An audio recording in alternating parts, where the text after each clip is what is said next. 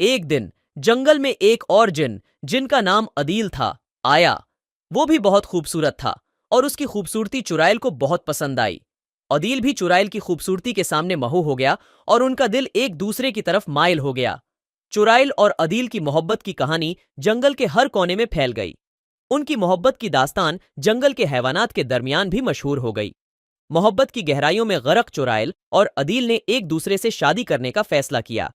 जंगल में सबको उनकी शादी की खुशी मुबारकबादियां दी गईं।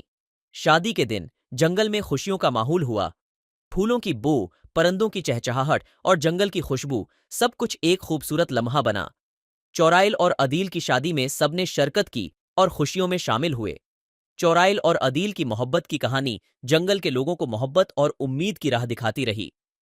उनकी शादी ने जंगल में मोहब्बत की मयार को बढ़ा दिया और सबको यह यकीन दिलाया कि मोहब्बत कोई जादू नहीं, बल्कि जिंदगी की खुशियों की असल कंजी है।